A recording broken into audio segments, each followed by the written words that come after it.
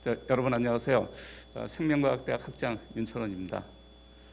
오늘 여러분 여기 앉아 계시는 곳 강당 이름을 대부분 다 아시리라 생각됩니다. 여기가 오정 강당입니다. 그 오정이란 이름이 명칭이 어떻게 만들어졌는지 학생들 대부분 잘 모르시리라 생각이 드는데 오늘 강연하시는 그 민남규 회장님의 호이십니다. 그래서 민남규 회장님께서 거액을 우리 고려대학교에 기부를 하셔서 이 강당이 세워지게 되었습니다. 여러분들 강연을 들으시면서 민남규 회장님한테 고마움을 느끼시면서 강연을 들으셨으면 좋겠습니다. 그러면 존경하는 총장님, 그리고 민남규 회장님, 그리고 교수님, 그리고 학생 여러분, 매서운 겨울 추위를 쫓으며 새 학기를 시작한 지 어느덧 3개월이 지나서 학기 말에 접어들었습니다. 그동안 강의와 연구에 헌신해 주신 교수님과 성실히 학교 생활을 보내고 있는 학생들에게 감사의 말씀을 전합니다. 오늘 생명과학대학의 자랑스러운 교우이신 민남규 회장님을 모시고 강연회를 개최합니다. 회장님께서는 고려대학교 농화학과를 졸업하시고 현재 주식회사 자강산업의 회장님이십니다. 회장님께서는 평소 화학원료를 사용하는 제조업을 경영하시면서 환경에 대한 중요성을 지속적으로 강조해 오셨습니다. 이를 실천하기 위해 지구 환경을 위한 저탄소 제조 시설 투자를 늘려오고 있습니다. 더불어 지구 환경 연구를 활성화하기 위해 2014년 고려대학교에 거액 50억을 기부 약정하셔서 오정 리질런스 연구원, 약칭 오제리 연구원을 설립하게 되었습니다. 오제리 연구원은 기후변화에 대응하기 위한 융복합적 연구를 수행하기 위해 새로운 이론과 기술 개발을 위한 연구, 정보, 교육 기반을 조성하는 것을 목표로 하면서 동시에 수많은 연구 업적을 내고 있습니다. 이러한 세계 최고의 연구를 수행하게 된 것은 우리 자랑스러운 교우이신 민남규 회장님의 기부가 없었다면 불가능했으리라 믿어 의심치 않습니다. 존경하는 교수님 및 학생 여러분, 우리는 지금 너무나 거대하고 다양한 환경 문제에 맞닥뜨려져 있습니다. 이러한 환경 문제를 해결하는 솔루션을 제공하는데 우리 오제리 연구원이 선봉에 섰다고 해도 과언이 아닙니다. 오늘 우리는 회장님의 환경과 인생의 철학을 함께 공유함으로써 우리 모두가 보다 나은 미래를 이루기 위한 초석을 다지기를 희망합니다. 또한 학생분들께서는 미래 자신들의 모습을 상상하는 계기가 되기를 기원합니다. 다시 한번 회장님께 감사드립니다. 또한 본 강연에는 지금 일회라고 되어 있습니다. 자, 일회라는 것은 계속 간다는 의미를 가지고 있습니다. 그래서 일회성이 아닌 우리 사회의 명사를 모시고 지속적으로 진행할 것을 여러 구성원들께 약속을 드립니다. 자, 행사 준비를 위해 노고를 아끼지 않으신 우리 원장님, 오제리 원장님, 그리고 부원장님, 생명과학대학 부학장님, 그리고 직원분들께 감사의 말씀을 드리고 특히 오늘 이 행사를 위해 참석해 주신 바쁘신 가운데서 참석해 주신 우리 총장님 감사드리고요. 또한 사모님, 회장님 건강하시기 바라겠습니다. 이상입니다. 고맙습니다.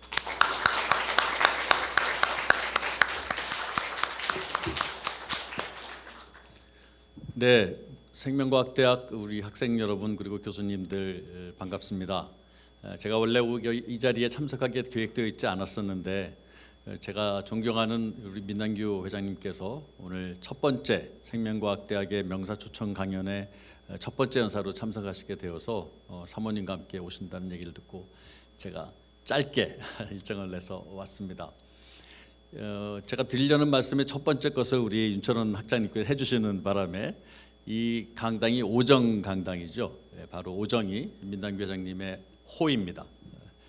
66학번 농화학과라고 여기 써 있을 텐데 잘 아시겠지만 생명과학대학의 정신이 우리 고려대학교 농과대학이고요.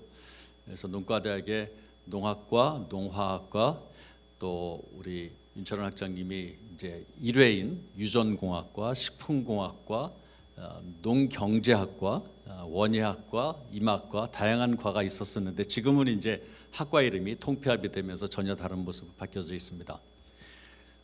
우리 고려대학교에서 많은 단과대학이 있지만 자연계에선 최초로 처음으로 만들어진 단과대학이 그 당시 농과대학이고요. 그래서 많은 선배님들을 우수한 선배님들을 배출했습니다. 한 가지 제가 말씀드릴 수 있는 것은 민남규 회장님이 우리 학교가 배출한 자랑스러운 교우이시면서 사업을 크게 번창하게 성장시키셨고 또 학교에 많은 기여를 해주셨기 때문에 우리 고려대학교의 명예 박사학위를 가지신 박사님이십니다. 그래서 학교 오셨을 때는 적어도 민남규 회장님이라는 호칭보다는 민남규 박사님이라는 호칭을 공식적으로 써야 한다는 것을 제가 말씀드리고요. 평생을 농화학을 전공하시고 나서 이 플라스틱, 비닐 쪽의 사업을 해오고 계십니다. 잘 아시는 것처럼 우리가 쓰는 상당히 많은 제품들이 다 플라스틱 제품이고 비닐입니다. 여러분 집에서 쓰는 어떤 냉장고나 에어컨 같은 걸 포장할 때도 예전에는 종이를 많이 썼지만 지금은 다 비닐로 포장해서 해외 수출도 하고 그런 걸로 알고 있습니다. 그랬던 플라스틱과 비닐이 지금은 지구를 환경을 해치는 그러한 주범의 하나로 생각되어지고 인식되어야 된다는 것 자체를 못내 안타까워하셔서 우리 학교에 정말 적지 않은 금액의 50억이라는 그러한 발전 기금을 내주셔서 오정 리질리언스 연구원이 탄생을 했고요. 그래서 오정 리질리언스 연구원에서는 환경 생태 관련된 그러한 연구도 진행하지만 어떻게 하면 플라스틱을 자원화할 것인가, 우리가 새로운 에너지원으로 쓸 수 있는가에 대한 연구도 진행 중에 있습니다. 그래서 오늘 자리에는 그동안 현대 엔지니어링의 사장을 역임하셨던 우리 기계공학과 저희 1년 후배인데요, 김창학 사장님도 한 자리에 하셨습니다. 기업들도 기업의 어떤 이윤을 추구하기도 하지만 요즘은 사회적 그런 가치를 뭔가 확산시키기 위해서 많은 노력을 하고 있는데, 그래서 이러한 플라스틱을 자원화하는 사업을 하는 기업들도 굉장히 많이 있고 현대 엔지니어링도 그 중에 한 곳입니다. 여러분들 바쁘신 가운데 이 자리에 함께 해주셔서 너무 감사드리고요. 오늘 민남기 박사님의 강연이 이 사업에 관련되는 것일 수도 있고 여러분의 선배로서 인생에 관련된 말씀도 주실 텐데 그러한 지혜를 잘 듣고 공유하시고 여러분들도 언젠가 세월이 흐르면 또 후배들을 위해서 이와 같은 자리에 명사로 참석해 주기를 기대합니다. 다시 한번 이런 자리를 마련해 주신 윤철원 학장님, 유균 원장님 그리고 모든 참석해 주신 학생들과 교수님께 감사드립니다. 고맙습니다. 예, 안녕하십니까. 방금 소개받은 오정 리질리언스 연구원장 이유균입니다. 인사드리겠습니다.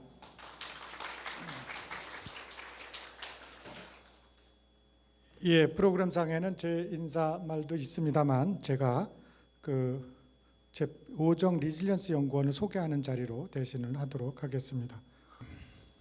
오정 아까 총장님께서도 말씀하셨습니다만 오정 리질리언스 연구원은 민남규 회장님의 연 5억 10년간 50억의 기부로 2014년에 설립이 되었습니다. 리질리언스라는 것은 여러분 영어 단어로 보면 회복 탄력성이라고 표현을 하는데요. 최근에 다양한 지구 환경이 이 회복 탄력성 이내로 있어야 된다라는 것은 분명합니다. 그러면 그것을 어떻게 해야 되는가가 문제인데 그것을 저희는 우선은 과학 기반으로 그것을 탐구해 나간다라는 말씀을 드릴 수 있겠습니다. 그러한 것들이 저희가 추구해 나가는데 대학교에는 부설 연구소가 있습니다. 고려대학교에도 거의 100여 개 이상 되는 부설 연구소가 있는데요. 거기에서는 다양한 연구들을 수행하고 그 연구가 논문으로 나오고 논문으로 나온 걸 기초로 해서 여러분께 교육의 형태로 여러분한테 전달되고 있습니다.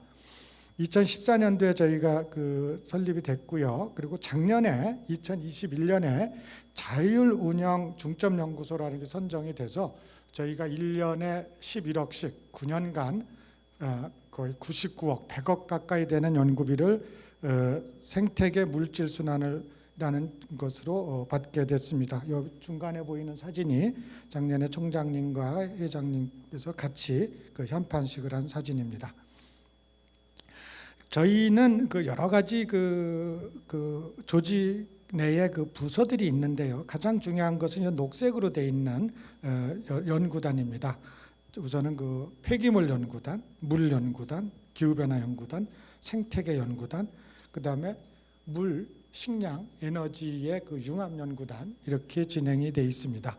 세계적으로는 그 다양한 나라들과 네트워크를 구성하고 있고 코로나 때문에 잠시 주춤하긴 했습니다만 올해부터 아마 본격적으로 이런 네트워크 활동이 이어질 것이고 여러분한테도 다양한 경로를 통해서 알려지게 될 것입니다. 그때 여러분께서 적극적으로 참여를 해주시면 매우 유익하고 여러분 이제 학부생들입니다만 대학원생 프로그램으로 이어지면서 외국의 다양한 것들을 습득할 수 있는 이러한 그 좋은 기회가 주어집니다. 아시겠지만 한국은 여러분한테 너무 좁습니다. 한국을 넘어 세계적으로 가야 되는데 고려대학교 오정 리질리언스 연구원이 여러분이 그러한 활동에 가교 역할을 충분히 할 수가 있습니다. 믿어주시고 따라주셔도 됩니다. 여기 있는 주제들은 학문적으로 매우 어려운 용어들이 있습니다. 이러한 것들을 저희 교수님 그리고 연구 교수님, 대학원생들이 열심히 연구를 하는데 이러한 것들을 사회적으로 나타나게 하기 위해서는 사회적으로 쓰여지는 용어로 저희가 표현을 합니다. 아까 말씀드린 대로 쓰레기 문제가 매우 심각한데요. 그런 것을 폐기물 연구하는 것을 저희가 하고 있고요. 그중에 플라스틱 자원화 연구인데 제 발표가 끝나면 임성균 교수님이 오셔야 하는데 임성균 교수님께서 지금 다른 과제의 그 회의 발표를 하고 계셔서 잠시 나오셔서 여기 하실 예정입니다. 그 다음에는 물이 매우 중요합니다. 그 회장님께서도 여러 차례 말씀을 해주셨는데 우리 그 대한민국의 그 젖줄이라고 하는 물줄기를 어떻게 관리할 것인지 이런 연구단이 있고요. 그 다음에 그 기후 변화가 매우 심각한데 그런 것들을 어떻게 하는지에 대한 연구단. 그리고 저희가 환경생태공학과인데 생태계 지속 가능성은 어떻게 유지될 수 있는가. 그리고 이제 이런 것들이 종합돼서 우리 육상에서 물, 식량, 에너지의 그 융합은 어떻게 가능한가. 이런 것들을 저희가 연구를 하고 다양한 형태로 여러분한테 전달을 해드리려고 노력을 하고 있습니다. 그리고 이제 그러한 것들이 있으면서 저희가 연구 그 논문이나 그 연구비가 매 이렇게 증가되고 있습니다. 경향을 봐도 뭐 굉장히 증가되는 현상이고요. 안타까운 것은 여기에서 이 주황색이 그 국제 저널이고요.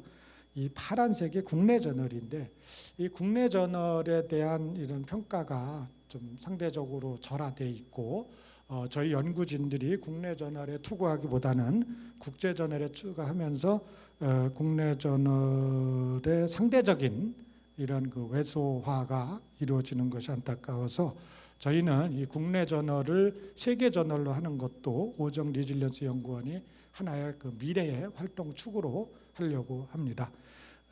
뭐 그거를 국문으로 써서는 할 수는 없겠지만 요새 뭐 영어는 일반적으로 다 잘 하시니까 그런 노력도 충분히 가능하다고 생각하고요. 연구비는 1년에 약 110억 정도입니다.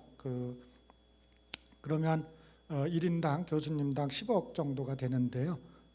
오제리 교수님당 그런 것들이 다양한 활동을 하고 있다는 말씀을 드리고요. 논문 이외에 사회적으로 저희 활동을 알려드리기 위해서 다양한 책을 쓰고 있습니다. 처음에는 이 Resilient Thinking, 뭐 마지막 한 사람까지 이런 외국 책을 번역하던 것이 이제는 우리의 활동을 그 영어로 써서 오히려 거꾸로 외국에 알려드리는 이러한 그 노력도 하고 있습니다. 그리고 그런 것들 중에서도 최근에는 이제 한국 독자를 대상으로 하는 책들도 쓰고 있습니다. 자율운영에 대해서 잠깐 말씀드리겠습니다. NRF 한국연구재단은 우리나라 연구의 그 국가 차원에서 지원해주는 기관인데요. 거기서 자율운영이라는 것이 있습니다. 1년에 11억씩 오정 리질리언스 연구원에 주면 오정 리질리언스 연구원에서는 자체적으로 연구원을 뽑습니다. 그리고 연구 주제를 발굴합니다. 그래서 저희 고려대학교에 있는 그 석박사 출신들이 여기에 지원해서 연구를 수행할 수 있는 겁니다. 그런 것이 작년에 이제 선정이 됐고요. 제목은 환경 기후위기 대응을 위한 생태계 물질 순환입니다. 최근에 다양한 환경 문제가 궁극적으로는 생태계에서 이루어지는 물질 순환의 왜곡으로부터 일어난 것이다. 그러면 그 왜곡을 어떻게 돌릴 것인가를 하는 것이 저희가 연구를 하고 있고, 이러한 측면에서 보면 우리나라의 응용과학은 상대적으로 잘 발달돼 있는데 기초과학이 상대적으로 덜 발달돼 있다라는 측면으로 접근을 해서 하고 있고요. 이런 것들로 이제 저희의 꿈은 세계적인 회복 탄력성의 연구 메카로 하는 것입니다. 거기에 생태계 물질 순환과 관련된 생태계 기초 이론, 관측 중심의 연구, 생태계 평가 모델링, 이런 것들을 총망라해서 저희가 연구를 하고 있습니다. 이것이 아까 말씀드린 5개의 연구단하고 연계가 돼서 그 연구가 이루어지고 있다는 말씀을 드리겠습니다. 작년에 선정이 돼서 현재 5개 연구단과 연계된 19개의 소연구과제가 있습니다. 이 연구과제에는 전임 교수님 4분, 그다음에 연구교수가 16분이 참여하고 있고, 그리고 이 중점연구소 이외에 오정 리질리언스 연구원에 참여하고 계시는 연구교수님들이 거의 한 20여 명이 됩니다. 그럼 전체적으로는 한 40여 명의 박사급 연구원이 오정 리질리언스 연구원에서 활발한 연구를 하고 있다라고 말씀드릴 수 있겠습니다. 참고로 말씀을 드리면, 그러면 이러한 것들을 어떤 재원으로 하는가? 우선 기초적인 것은 민남기 회장님께서 지원해 주셨던 연 5억, 50억이 기초가 됐고요. 그다음에 아까 말씀드린 NRF에서 1년에 11억씩 9년간 지원해 주는 것은 여러분 같은 미래의 과학자들에게 충분한 서포트를 해서 과제를 발굴하라는 의미입니다. 그 말은 여러분께서는 지금 등록금을 어떻게 해결하시는지는 모르겠습니다만 대학원에 들어오시면 돈은 최소한 안 듭니다. 제 경험적으로 보면. 그리고 이제 석사 박사를 해서 저희처럼 연구원에 들어오시면 더군다나 돈은 안 들고 이제 돈을 벌면서 연구 활동을 할 수 있다라는 것이고요. 그런 것도 지금 이미 현실화되어 있고 활발한데, 여러분이 5, 6년 뒤 또는 10년 뒤에 그렇게 됐을 때는 더욱더 세계적 수준의 지원의 단계에 있을 수 있다라고 생각이 됩니다. 좀 연구적인 거를 잠시만 더 말씀드리면은요, 생태계에서는 우리나라가 반도잖아요. 그러면 해양, 육상, 대기 간의 물질 순환이 매우 중요합니다. 이런 것들을 오제리에서 하고 있다는 말씀을 드리고요. 그런 것들을 기초로 해서 저희의 방향은 한반도를 중심으로 해서 중위도권, 그다음에 전 세계로 여러분이 진출할 수 있도록 교두부를 오정 리질리언스 연구원에서 만들고 있고, 그런 것을 하기 위해서는 아주 월별로 빽빽한 스케줄이 있습니다. 다양한 활동이 있어서 이것도 저희 홈페이지를 통해서 여러분께 제안을 해드리도록 하겠습니다. 여기 이제 저희 연구 스태프들인데요. 그다음에 전진영 부원장님, 여기 이경은 선생님, 김선빈 선생님, 심화람 선생님, 강동열 선생님, 조아라 선생님께서 여러분의 다양한 활동을 적극적으로 지원해 주실 겁니다. 그리고 오제리에는 스티어링 커미티가 11분의 교수님들이 계십니다. 여러분을 적극 지원해 줄 수 있습니다. 그리고 아까 말씀드린 대로 많은 연구 교수님들이 계셔서 오제리의 연구를 견인해 나가고 있습니다. 마지막입니다. 제가 회장님께서 이렇게 지원해 주신 오정 리질리언스 연구원을 맡으면서 가장 고민스러웠던 것들이 우리 훌륭한 과학적 업적, 논문이 어떻게 사회로 알려져야 될 것인가를 고민해 왔는데, 제가 대학원 다닐 때 쓰셨던 김용준 화공학과 교수님으로 알고 있는데요. 과학인의 역사의식이라는 책이 있었습니다. 80년대에. 대학원 다니면 이거를 읽어야 된다고 해서 샀는데 그때는 잘 못 읽고 이제 읽어봤는데, 거기에 과학의 세속화라는 단어가 나옵니다. 그러니까 과학적 연구가 사회로 가야 된다라는 것이고, 그것이 산업화돼야 되고 그것이 정책화해야 된다라는 것이 저희 오정 리질리언스 연구원이 추구하는 바입니다. 고려대학교 탄소중립 기본계획을 수립을 했는데요. 이것은 자료로 대신을 하겠습니다. 어느 누구도 탄소중립 기후변화 자유스럽지 않습니다. 고려대학교에서 여러분이 부끄러움을 느끼지 않고 자랑스럽게 하기 위해서는 고려대학교가 탄소중립을 이행하는 대학이다라는 것은 분명합니다. 예, 이상 제 발표를 마치겠습니다. 고맙습니다. 네, 안녕하십니까. 전 소개받은 기계공학부 임성균이라고 합니다. 제가 지금 과제 평가 중인데 그래서 못 올 뻔했는데 마침 운 좋게도 온라인으로 변환이 돼가지고 그 주에 잠깐 나왔다가 다시 돌아가야 되는 점 조금 양해 부탁드립니다. 저는 그 민남규 박사님께서 이제 좋은 강연을 해주실 그 강연에 좀 앞서서 이렇게 저희가 이제 어떻게 지원을 받아가지고 학교에서 폐플라스틱 자원화 연구를 하고 있는지에 대해서 간략하게 이제 소개 말씀을 드리려고 이제 왔습니다. 저희가 요 연구를 시작한 거는 2년 전부터고요. 2년 동안은 우리가 어떤 연구를 해야 되는지에 대한 이제 방향성을 잡기 위해서 열심히 연구했고, 이제 올해부터는 여기 보이시는 것처럼 저를 비롯해서 이제 연구 정말 훌륭한 연구를 하고 계시는 우리 오경식 교수님하고 이기봉 교수님과 함께 이제 폐플라스틱의 자원화를 어떻게 해야지 폐기물도 처리할 수 있고 기후 변화에도 대응할 수 있는지 그런 연구를 이제 진행하려고 하고 있습니다. 그래서 저희가 연구 결과를 소개시켜 드리는 건 아니고요. 저희가 어떤 연구를 어떻게 수행할지에 대해서 이제 말씀을 드리려고 합니다. 다들 아시다시피 우리가 처한 현실이 이렇습니다. 이 플라스틱 쓰레기산이거든요. 이게 처리가 됐습니다. 어떻게 처리됐냐면 에너지화로 처리가 됐습니다. 저희가 이거를 에너지화로 변환해서 시멘트 소속로에 사용을 했습니다. 거기에 대한 약간의 이면이 또 있는데요. 그건 나중에 좀 말씀을 드리고요. 이렇게 왜 플라스틱 산이 생기냐 하면은 우리가 뉴스를 듣거나 그 주변 소식들을 들으면 우리가 재활용을 되게 잘하거든요. 재활용률이 한 80% 정도 된다고 이제 나와 있습니다. 근데 이렇게 많이 발생되는 플라스틱을 우리나라가 정말 많이 소비를 합니다. 세계에서 몇 번째 안에 드는 플라스틱 소비국이고요. 근데 또 재활용도 잘한다고 합니다. 재활용도 통계에 따라 다르지만 50에서 80% 정도 재활용을 한다고 하는데 왜 쓰레기산 문제가 생기냐? 이따가 이제 민 박사님께서도 이제 현실에 대해서 좀 더 이제 말씀을 해주시겠지만 통계에 오류가 있습니다. 저희가 그 재활용 통계를 잡는 부분은 조 부분입니다. 생활 배출해서 요 부분.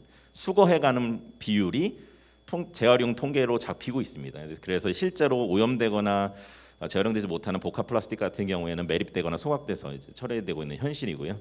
실제로 물질 재활용까지 가는 그 비율은 10% 정도밖에 안 된다는 것으로 이제 알려져 있고요. 그래서 이제 현실적으로 어떻게 해야 되느냐? 매립을 할 수 없습니다. 그 지역 그 공간이 부족하거든요. 플라스틱은 볼륨 투 매스 레이쇼가 상당히 안 좋은 폐기물이기 때문에 같은 질량으로 처리하려면은 더 많은 공간이 필요합니다. 그래서 이제 매립지에 큰 문제가 있기 때문에 결국에는 물질 재활용을 할 수 없으면 에너지화를 해야 됩니다. 근데 소각을 해야 되는데 이 소각은 에너지화하는 그 방법 중에 이제 한 가지 방법이고요. 그래서 이제 다양한 에너지화 방법이 있습니다. 민 회장님께서 이제 더 자세히 말씀을 해주시겠지만 저희가 이제 열분해를 해가지고 유화, 그러니까 오일을 만들 수도 있고요.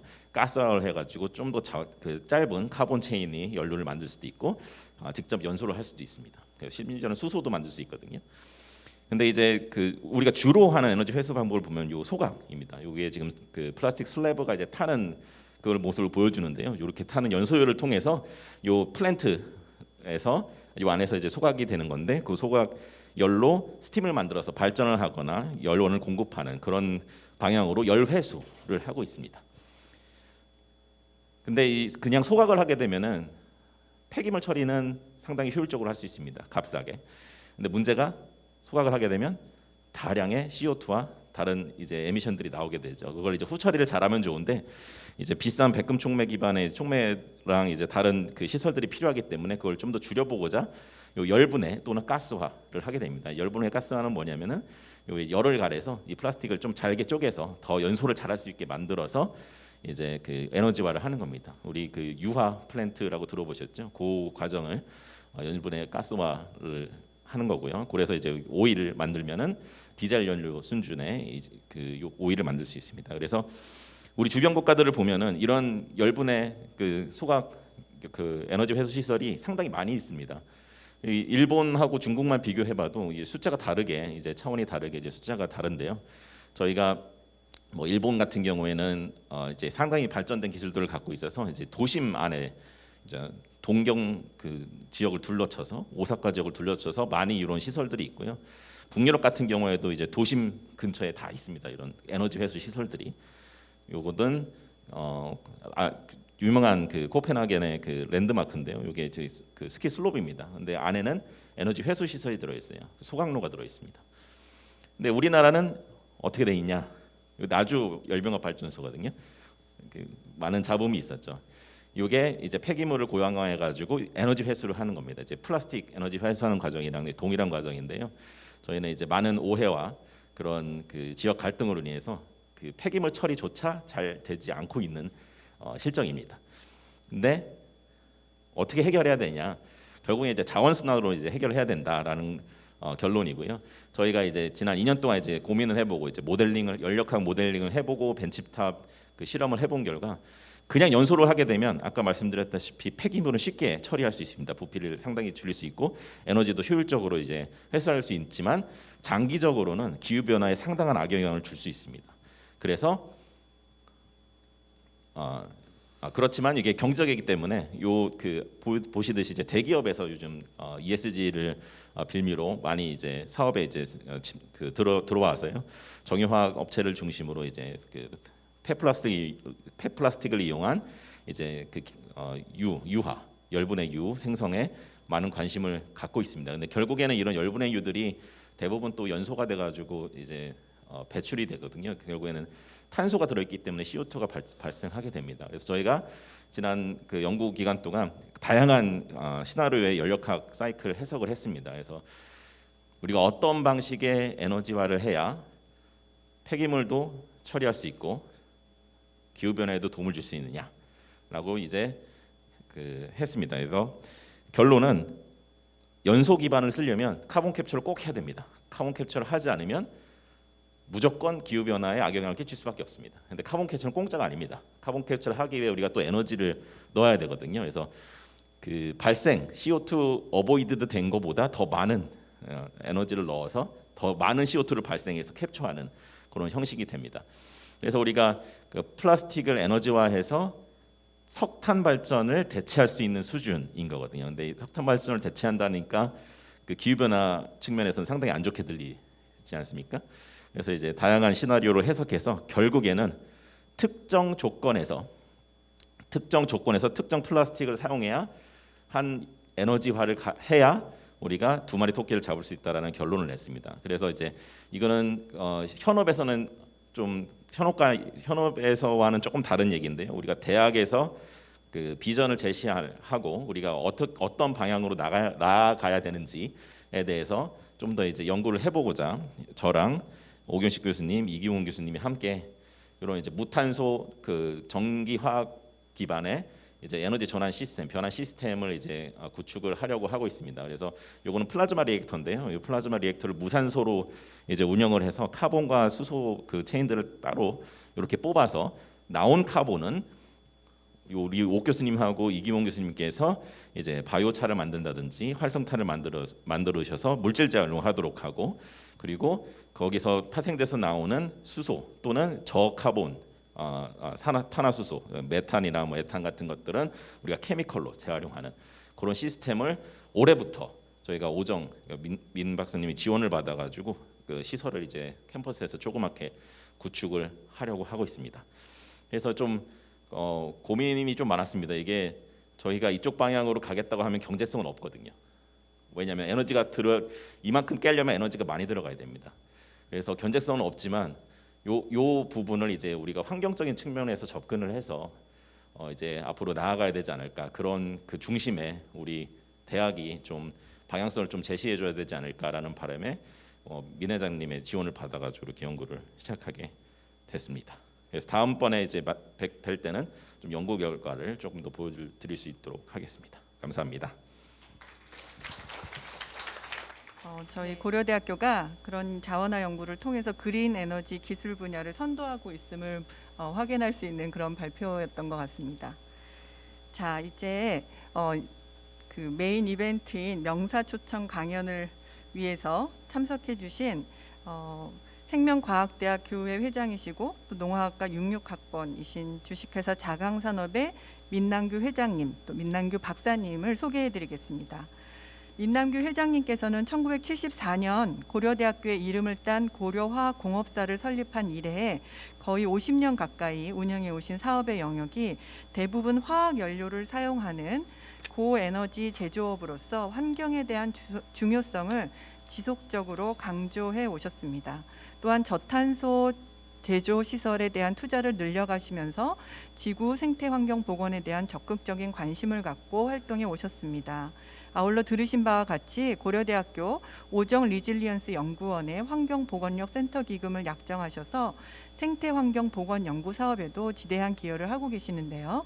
이렇게 바쁘신 중에도 고려대학교 생명과학대학에 깊은 애정을 갖고 계셔서 오늘 첫 번째 생명과학대학 명사 강연에 연사로 모실 수 있게 되어서 큰 영광입니다. 오늘 민남규 회장님께서는 플라스틱 쓰레기 어떻게 할 것인가를 주제로 강연해 주시겠습니다. 뜨거운 박수로 환영해 주시기 바랍니다.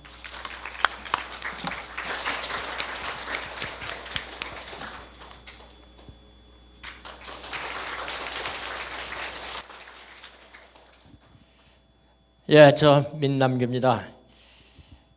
오늘 뭐 저보고 와서 강의를 제가 이런 자리에 두 번째 섰어요. 한 1년 반 전에 그래서 강의를 좀 해보면 어떻겠냐 그래서 그런데 오늘 강의를 하라고 해서 난 여러 과정 중에서 하나로 생각을 하고 근데 엊그제 바로 명사 초청 뭐 이런 프랭카드를 써붙인 걸 누가 나한테 보내줘 갖고 깜짝 놀라서 밤잠이 잘 안 와요. 제가 무슨 명사라고 그렇게 얘기도 듣고 또 강의를 뭐로 해야 될 건가 이런 뭐 하여간 등등이 잠이 잘 안 오고 그렇습니다.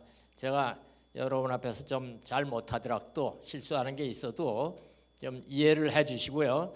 저는 지금 임 박사께서 말씀하신 여러 가지 그런 차원이 높은 우리 오제리에서 하는 그런 거보다도 그냥 제가 세상 살면서 여러분들하고 대화하면서 풀어가는 얘기를 해보도록 하겠습니다. 제가 그저께 누가 우리 고대 교회에서 그 입실렌 티 우리 축제 기간이죠. 그걸 그 붉은 악마라고 그러죠. 빨간 전보 그거를 유튜브로 보고서 아주 저도 흥분이 되고 그러는데요. 여러분들 그 참석들 하셨었나요? 참석하셨던 분 한번 손 들어봐요. 예. 아, 참, 그전에도 그랬어요. 이게 이제 학교 들어오면은 처음 저희들이 66년대 가면은 본교 거기가 이제 운동장인데 응원부에서 고대 교과, 응원가, 입시랜드 KO 이거부터 가리킵니다. 그래서 이제 5월 달에 이 축제를 하게 되면은 그때 이제 본격적으로 노래 저도 지금 그때 배운 노래들 뭐 응원가들 또 연세대학 거구에 그거를 이제 하게 되죠. 참 술도 많이 먹고 그래요. 그래서 이제 9월 달쯤인가요? 우리 고연전을 해에 이제 진짜 고려대학의 맛이 나죠. 그렇게 되면은 고연전을 하게 되면 여기 지금 1학년 분들 계세요? 1학년 손 들어봐요. 2학년. 저는 한 1, 2학년이 많으시니까 3학년도 이번 코로나 때문에 별로 수업을 못했죠. 참 고려대학교는 이제 처음에 하는 게 야구하고 연세대학 갈 때 5개부가 하죠. 농구하고 빙구를 같이 해요. 빙구는 동대문에서 하고 이제 농구는 장추체육관에서 하고 그 다음에 이제 럭비하고 축구를 이 효창운동장에서 하는데 거기서 끝나면은 뭐 누가 이기고 지기는 것도 없잖아요. 거기서 스크럼을 짜고 전부 나옵니다. 나와서 고려대학교는 명동으로 들어가고 연세대학은 무교동으로 가죠. 그 당시에 뭐 통행금지도 있고 그랬는데 고대생이면은 통행금지도 많이 봐주더라고요. 그냥 그렇게 해에 진짜 고려대학교다 그랬는데 그 싸이가 이번에 왔었죠. 그거 유튜브로 보고 야 그게 뭐 수천 명이 그렇게 같이 근데 그 말춤이 좀 바뀐 모양인데요. 그 전에 싸이가 하던 말춤은 그게 아니었었는데 노래도 바뀌었죠. 제가 그 강남 스타일이 어느 정도로 유명하냐 하면 한 10여 년 전에 파타고니아를 갔어요. 파타고니아가 그 빙하가 이제 빙하산이고 그런데 거기 아마 아르헨티나 학생들이 거기 수학여행을 온 것 같은데 와갖고 거기서 말춤들을 추고 그래요. 그 다음에 제가 또 간 게 그 다음에 북아프리카 모로코를 갔는데 뭐 다른 나라들 가서 모로코에 여권을 집어넣으니까 그 입국 심사하는 데서 오빠 강남 스타일 이 사람이 그래요. 야 이게 문화라는 게 그래서 그 모로코에 이제 들어갔더니 저녁 거기가 이제 그 사람들이 그 이슬람권이고 그래서 저녁 문화가 잘 되더라고요. 저녁 때 되니까 한국말로 강남 스타일 못하는 건 한국 사람밖에 없는 것 같아요. 그 사람들이 우리말로 강남 스타일을 하고 근데 저는 지금도 그 강남 스타일을 외우기가 굉장히 어렵잖아요. 그런 거를 봤는데 그저께 제가 그 교회에서 유튜브로다가 저기서 싸이가 하는 입시렌 티 이걸 보고서 정말로 이거 참 흥분이 되고 또 제가 이우균 원장님한테 뭐 기회가 되면은 나 학생들 앞에 좀 섰으면 좋겠다 이렇게 여러분들하고 같이 얼굴을 맞대면 하고 싶었는데 이렇게 큰 자리인지 진짜 모르고 왔어요. 여러분들 제가 잘못해도 이해해 주시고요. 아까 저를 설명도 하고 그랬습니다만은 제가 66년도에 학교 들어와 갖고 학장님이 이제 그런 말씀도 윤 학장님께서 학교 다닐 때 어떠셨냐 그러는데 처음에 그 서클로 저는 산악회를 들어가 갖고 산을 많이 다녔어요. 그래서 주말에는 토요일은 항상 이제 산에 가서 자고 그리고 일요일 날 이제 바위 클라이밍을 하고 그랬어요. 그러다 보니까 지금까지도 우리 이제 고려대학교 산악회하고는 관계를 갖고 있습니다만은 제가 95년도에 고려대학교 90주년에 에베레스트를 갔어요. 뭐 그 전에도 여러 번 도전했지만은 실패를 했었는데 그때 우리가 90주년에 에베레스트를 처음 정상을 했습니다. 상당히 좀 다친 사람도 있고 그랬었지만은 그래서 고려대학교 행사라면은 특히 산악회라면은 제가 정말 현재 후배도 얼마 전에 제가 그때 벌써 시간이 벌써 한 10여 년 가까이 됐는데 어떤 여자가 전화가 왔어요. 남규 형 전화 맞아요. 그래서 얘 누구십니까? 그랬더니 저 1, 2학번에 송누구인데요. 그래서 저도 누군가 저한테 남규 형이라고 부르는 여학생이 있어서 보니까 그 학생 이름이 갑자기 생각 안 나요. 지금도 우리 재학생들이 형이라고 부르는 사람이 있으니까 너무나 그 소리가 듣고 기분이 좋았었는데 그래서 그때 이제 미국의 그 요세미테 클라이밍을 하니라고 저기 의정부 그쪽에서 이제 바위 훈련을 하는데 오은선 여성으로서 세계 14전을 처음 한 사람이 있잖아요. 오은선 대장하고 가는데 저한테 전화가 왔어요. 그거는 한 7, 8년 됐나요? 그래서 사고가 났는데 이거 좀 도와달라고. 그게 무슨 사고냐 그랬더니 나한테 전화했던 그 여학생이 록클라이밍을 해서 떨어져 갖고 이 척추가 부러졌어요. 그래서 지금 병원에 가는데 뭐 응급실로 들어가야 되는데 수술을 바로 할 수 있게 해달라고. 그래서 저는 또 제가 고려대학교 백이 있잖아요. 그래서 총장님한테 바로 전화를 했죠. 뭐 제가 병원장은 몰라도 이런 지금 우리 산악회 후배가 이렇게 됐습니다. 그래갖고 바로 수술을 해갖고 그 애가 지금 왔는가 모르겠어요. 요즘 소식이 없네요. 독일에 가 있어요.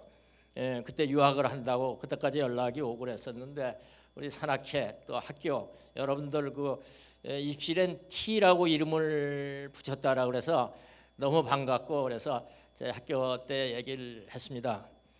그래서 저는 이제 학교 때 ROTC를 했어요. ROTC를 해갖고 뭐 ROTC는 취직이 보장이 되잖아요. 근데 가니까 그리고 또 학생회 우리 생과 그전에 이제 농과대학에서 회장이 나보고 총무를 하라 그래서 뭐 그때 하여간 잘 놀았죠. 뭐 인생에서 그렇게 여러분들처럼 학교 때가 그렇게 좋더라고요. 좀 그때 저도 야 이건 정말 좋은데 그런 생각을 했어요. 그래서 군에를 갔다가 소대장 2년 하고 72년도에 왔더니 뭐 도대체 농화학과 뽑는 데가 없어요.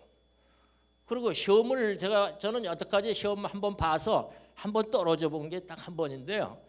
그때 남양유업이 농화학과를 뽑는다고 학과 제한 없이 뽑는 게 있었어요. 그래서 학과 없었으니까 뭐 남양유업이라 그래서 갔더니 거기 가서 그 시험 문제 나온 걸 보니까 우유를 만드는 과정을 쓰라고 그러는데 난 한 번도 들어본 게 없어서 사실 거기서 내가 시험 봐서 떨어진 건 한 번 떨어져 봤고, 그래서 제가 우리 주임 교수 찾아갔습니다. 가서 선생님 나 이거 뭐 농화학과 뽑는 데도 없고 그런데 어디 취직 좀 시켜주고 시험 안 보는 데 있으면 내가 가겠습니다. 그랬더니 예, 그때 60년대 이제 70년대 초만 해도요 플라스틱이 앞으로 뜨는 사업이다. 이게 플라스틱이 이 세상을 주도한다. 그런 얘기가 있어갖고 고려대학교 교수들이 그때 500만 원씩 출자를 해갖고 이 플라스틱 필링 공장을 만든 거예요.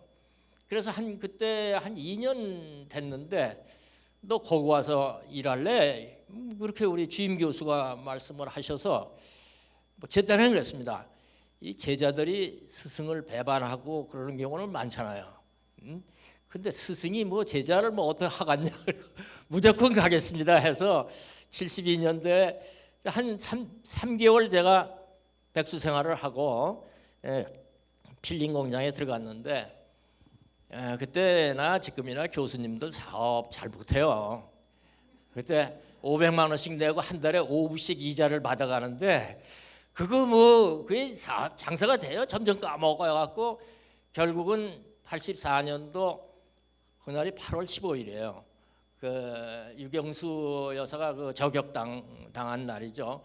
그날 공휴일이니까 보통 회사가 부도가 공휴일 날 많이 납니다. 그래서 이제 저희 회사가 부도가 나갔고 그 뭐 또 백수가 됐는데 어떡하나 그러는데 자그만 회사 가니까 난 여러분들한테 창업이라는 게 그래도 뭔가 조금 알고 해야지 아무것도 모르고 할 수는 없잖아요. 근데 워낙 조그만 회사니까 제가 이제 총무도 하고 영업도 이제 영업하는 데 가서 거래선에 이제 돈도 받으러 가고 원료도 사고 뭐 그런 일을 했었어요. 그러다 보고 다른 사람들 부도나니까 다 흩어졌는데 그 사장님이 우리 스승인데 뒤처리를 제가 해야 하잖아요. 그 뒤처리를 좀 하고 그랬더니 우리 거래선에서 야 네가 한번 좀 팔아줄게. 그거 너 한번 해봐라. 그래서 이제 제가 원래 고향이 여기 김포공항인데 오정리 태생이 돼서 이 오정이라는 일이 거기서 나왔어요. 그래서 제가 부모님한테 뭐 사정 얘기를 하고 나 아는 게 지금 시험 봐서 그러니까 2년 동안 한 2년 동안 뭐 시험 볼 수가 없어서 이거 비닐 공장을 하라고 그러는데 나한테 유산 줄 거 있으면 지금 좀 다시 주시라고. 제가 우리 형제가 이제 누이들이 둘 밑으로 있고 이제 아들 하나 전데 우리 아버지가 뭘 믿고 반을 그럼 네가 갖다가 팔아서 써라. 그때 논이 벼가 8월 말 그러니까 꽤 자라고 그랬는데 그것째 팔고 빚을 내서 10월 달에 이제 창업을 공장을 했어요. 그래서 하여간 지금 올해가 48년인데 여태까지 그 플라스틱 업을 하고 있습니다. 그러니까 한 50년 됐죠. 제가 직장생활 2년 하고 한 50년 이렇게 했는데 아니 세상이 또 이 플라스틱 하는 사람들은 요즘에 아주 지구를 또 멸망시키는 이게 환경 파괴범으로 지금 뭐 어디 가면 플라스틱 뭐 미세 플라스틱 이 얘기만 나오고 그래서 참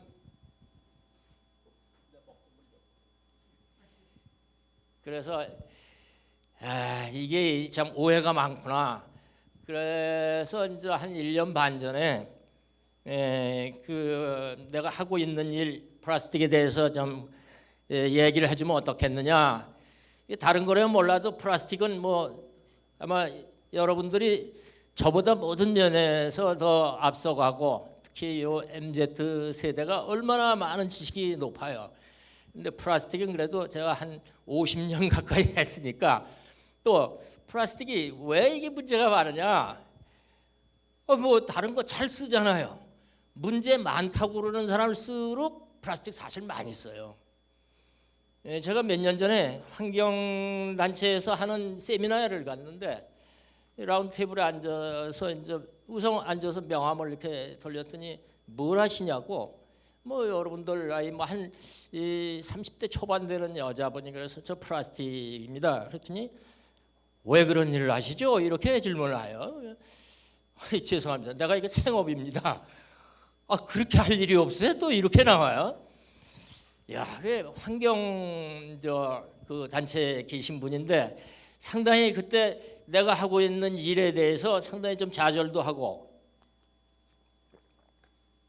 근데 작년에 이제 그 전에 우리나라 환경 한번 최고 이분이 강의를 하는데 패널로 나보고 참석을 하라고 그래서 티를 요새 페트병 티를 그걸 입고 오셔갖고 그 자랑을 하고, 그 다음에 이제 이 탄소, 아까 그 임성균 교수님이 탄소가 지금 뭐 지구 기후 변화에 상당히 크다 이제 그런 얘기를 강의를 했어요. 좀 뭐 무식하니까 잘 모르지만 제가 그건 보고 그 돌아가실 때까지 그 티셔츠 입고 가실 겁니까? 근본적으로 플라스틱이 지금 남으니까, 이 지구에 남으니까 그거고, 제가 영등포에서 공장을 처음 할 때 교통순경들이 군용 방독면 쓰고 했거든요.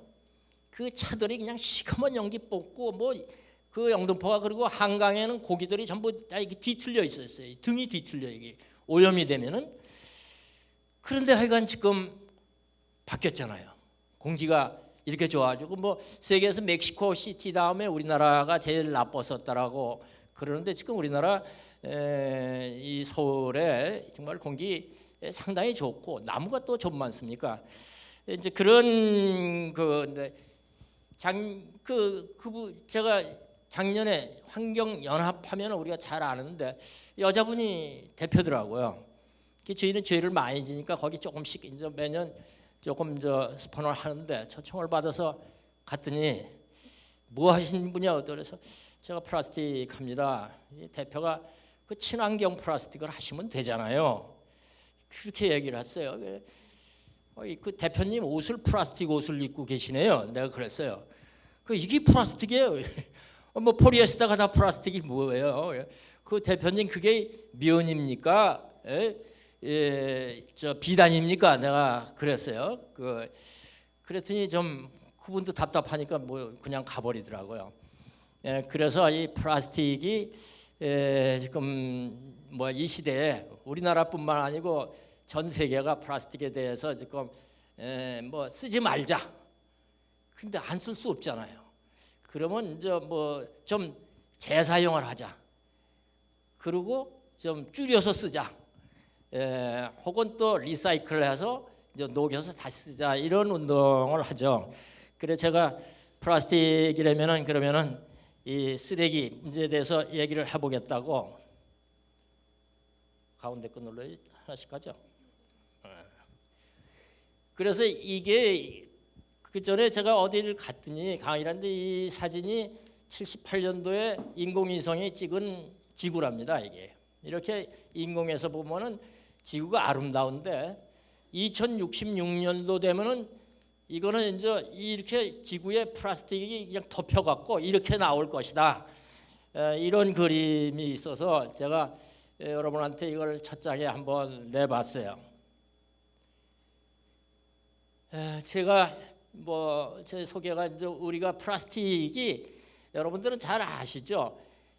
가공을 하는데 석유에서 빼갖고 가공을 하는데 밀어내갖고 파이프나 필름이나 이런 걸 압출이라고 그러죠. 익스트루전. 그다음에 찍어내는 게 있죠. 뭐 자동차 부품이라든가 뭐 여기 여러분들 앉아 있는 의자가 됐건 뭐 하여간 이걸 사출이라고 그러고, 또 이거를 이제 가공하기 위해서 그 첨가물, 애디티브를 넣어주는 제가 하는 일이, 그래서 필름, 사출, 이 플라스틱 이 세 가지 일을 하는데 이제 몇 개 회사에서 이런 일들을 하고 있습니다. 이 플라스틱이 이제 인류의 저기 1870년에 셀룰로이드를 처음 했다라고 그러는데 100년도 채 안 됐는데 이 플라스틱 시대가 돼버렸죠.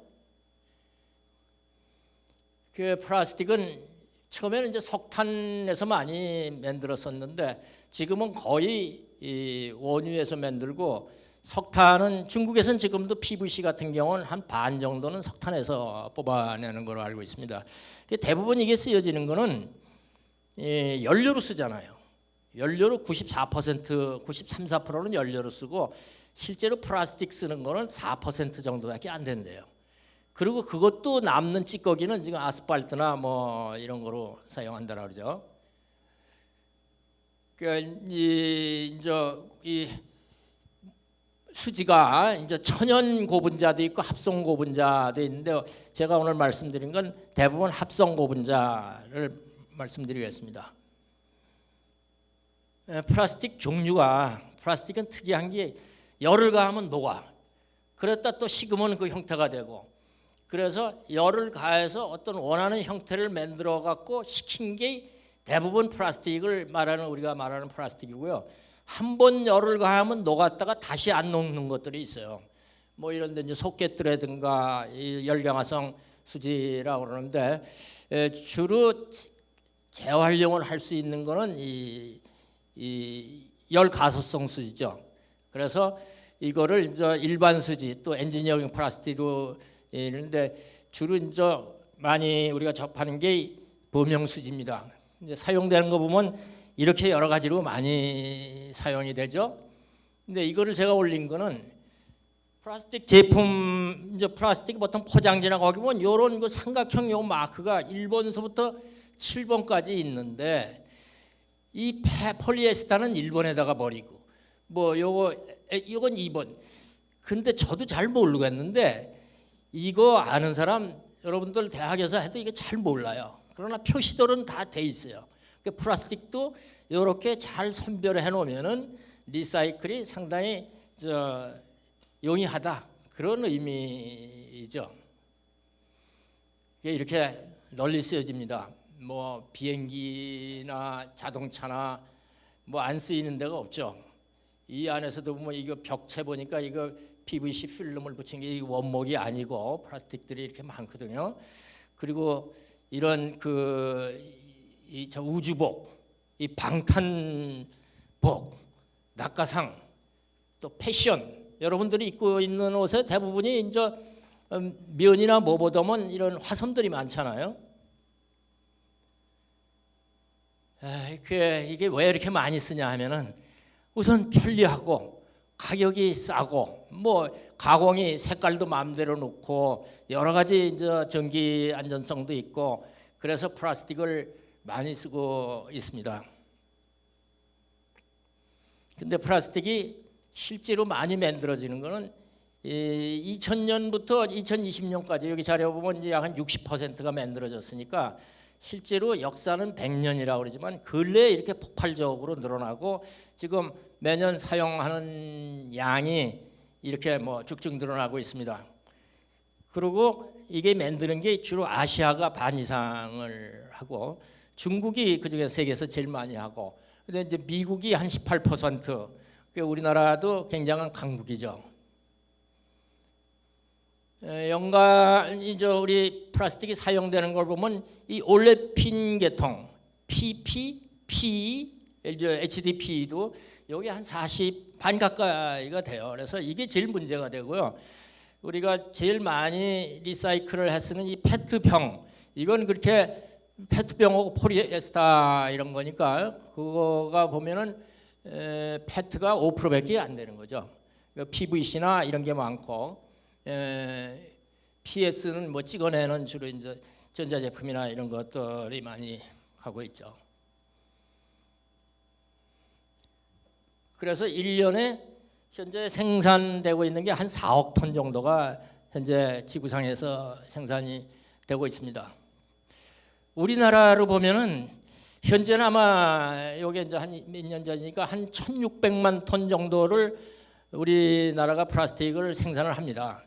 그 중에서 한 900만 톤 정도는 원료 자체로 수출을 하고 실제로 이제 또 우리나라에서 생산이 안 되거나 또 가격이 싼 거 있으면 수입해서 국내에서 이제 가공하는 거 한 700만 톤 정도를 가공한다라고 그래요.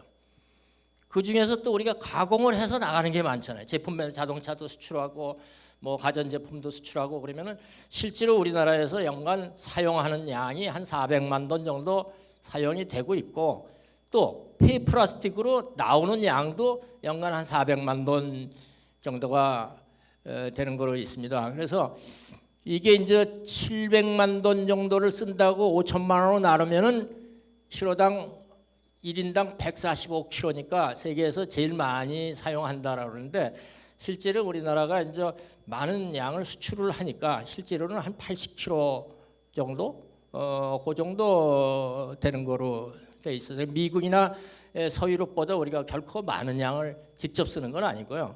제품 자체로 우리는 수출을 많이 하고 있으니까. 그게 좀 됐으면 지금까지 보면 한 90만 톤, 뭐 95만 톤 정도를 90억 톤 인류가 이제 플라스틱을 만들었는데 이 만들어지는 거에서 한 10% 정도는 소각되거나 이 연소를 시키고 90% 정도는 그대로 있는 거예요. 그러니까 지금 지구에 남아 있는 잔량이 약 한 90억 톤, 한 80억 톤. 그러면 인류가 약 한 75억 정도면 1인당 한 1톤 정도 꼴이 되겠죠. 이 지구에 지금 어디 땅에 묻혔거나 또 사용되고 있거나 뭐 이런 거로 보면은 지금 이런 게 1인당 한 1억 톤 정도가 지구에 돼 있는데 2066년도에는 한 10톤 1인당 그러니까 한 800억 톤 정도가 이라고 간다면 정말 암담한 일이죠. 그리고 2050년도만 돼도 바다에 고기보다도 플라스틱이 더 많이 떠 있을 것이다. 네, 이렇게들 학자들이 얘기를 하거든요.